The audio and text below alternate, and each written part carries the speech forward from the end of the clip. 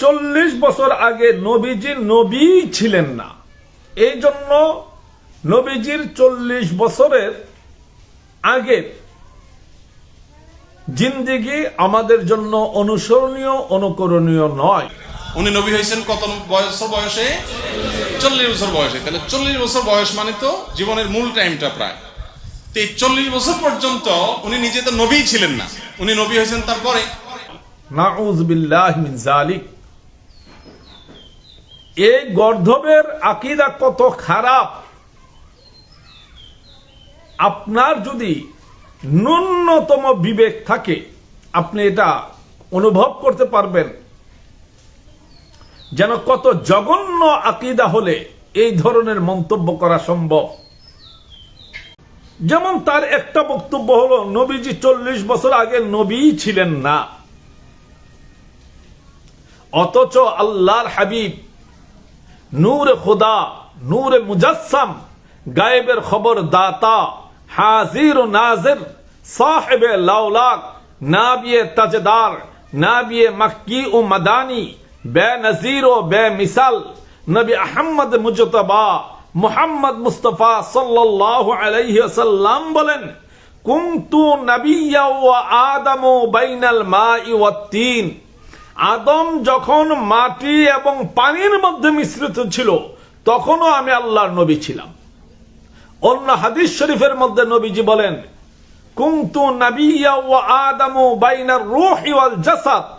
যখন হযরতে আদম আলাইহিস সালাম রূহ এবং দেহ দুটোটা বিচ্ছিন্ন ছিল, ওনার দেহ এবং রূহ দুইটার কোনোটাই একত্রিত হয় নাই, তার মানে আদমকে সৃষ্টি করা হয় নাই, তখনও আমি আল্লাহর নবী ছিলাম। এবং নবীজির হায়াতে জিন্দেগিতে দুনিয়ায় তাশরিফ আনাটা এটা তো পুরোটাই নবীজির মুজিজা। আর মুজিজা কার হয়? মুজিজা হয় নবীর। এখন আপনি যদি সাইয়্যিদুনা হযরত ঈসা রুহুল্লাহকে নবী মানেন, বলতে পারবেন হযরতে সাইয়্যিদুনা ঈসা রুহুল্লাহ কখন থেকে নবী? তিনি কি দুনিয়াতে আসার পরে 40 বছর বয়স হওয়ার পরে তিনি নবী, নাকি মাতৃগর্ভ থেকেই তিনি নবী?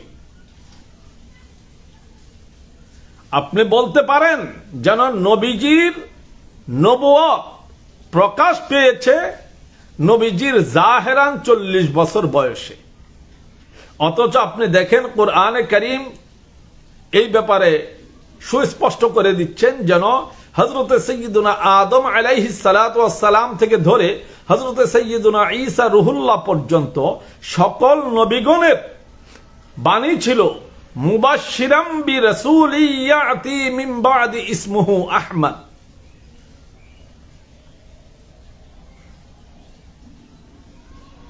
তাহলে এই বক্তব্যগুলো কেন দেওয়া হচ্ছে?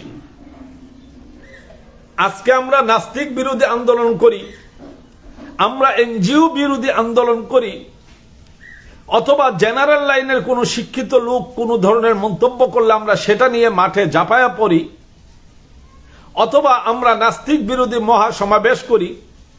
কিন্তু এই নাস্তিকদেরকে সৃষ্টি করতেছে এই ধরনের হাইব্রিড ডিজিটাল শায়খেরা।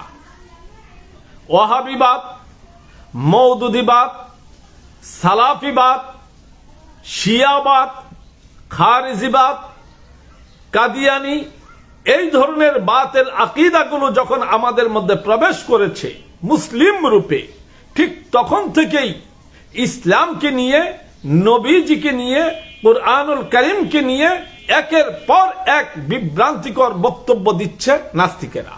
এই নাস্তিকদেরকে সৃষ্টি করেছে এই ধরনের মৌলবীরা। আপনি নাস্তিক বিরোধী আন্দোলন করবেন, ইস্যুটা দেখেন, তাদের ইস্যু কত সুন্দর। তারা একদিকে ঈমান বর্জিত, ঈমান নাশক একের পর এক কুফরি বক্তব্য দিয়ে যাচ্ছে, আবার তারাই মাঠের মধ্যে নাস্তিক বিরোধী আন্দোলন করতেছে। যেমন ওই যে মিজান আজহারি, তার বক্তব্যগুলো ঠিক সেম একই ধরনের লাগামহীন ছিল। ওই যে আমির হামজা, তার বক্তব্য একই ধরনের লাগামহীন ছিল।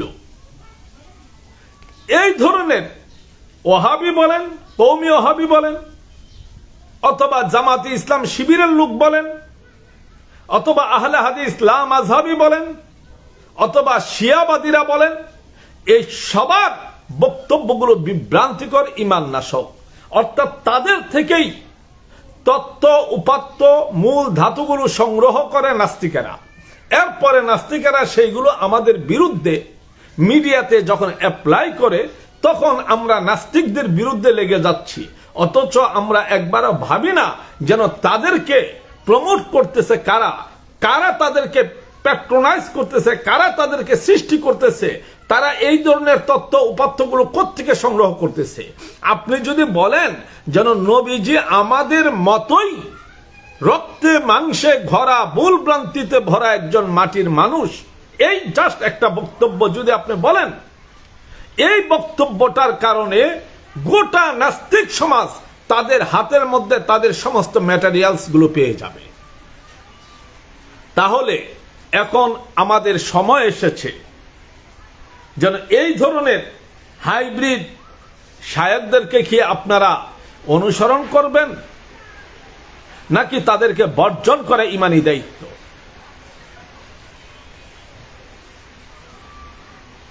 হাদিস শরীফের মধ্যে নবীজি সুস্পষ্টভাবে বলে দিয়েছেন, আজকে আমরা যারা নবীজিকে নূর মানি, নবীজিকে হাজির নাজির মানি, নবীজিকে গায়েবের খবরদাতা মানি, আমরা যারা মিলাদ কিয়াম করি, আমরা যারা পীর অলি মাজার বিশ্বাস করি, আমরা যারা নবীজির নাম মুবারক শুনে চুমু খাই, আমাদেরকে তারা বলে বিদআতি।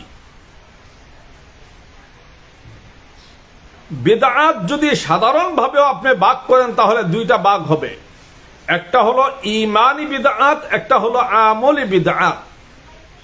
আমলি বিদআতে যদি কাহারো কোনো কসুর হয়, ভুল হয়, সে তওবা করলে সেটা তওবাটা গ্রহণযোগ্য হবে, সে আল্লাহর কাছে মাফ পেয়ে যাবে।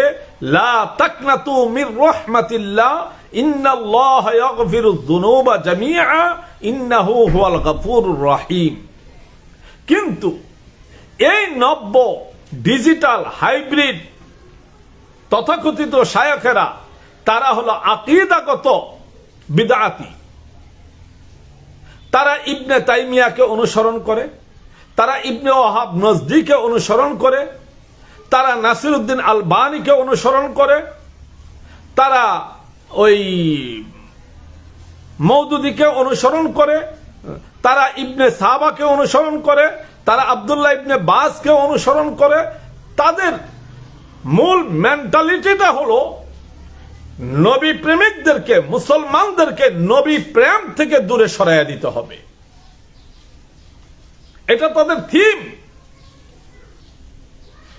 যে থিমের উপরে তারা কাজ করতেছে, এই থিমটাই হলো মুসলমানদের অন্তর থেকে নবী প্রেম সরাইয়া দিতে হবে।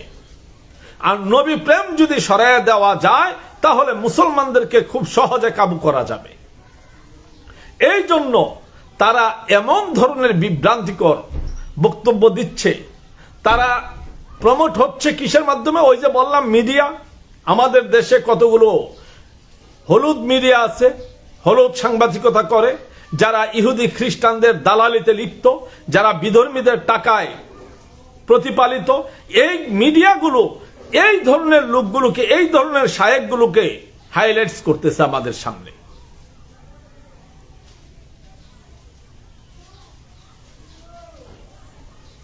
তাদের কারণে আজকে ইসলামের মধ্যে এত দলাদলি, এত ফিতনা, মুসলমানদের মধ্যে এত বিপর্যয়।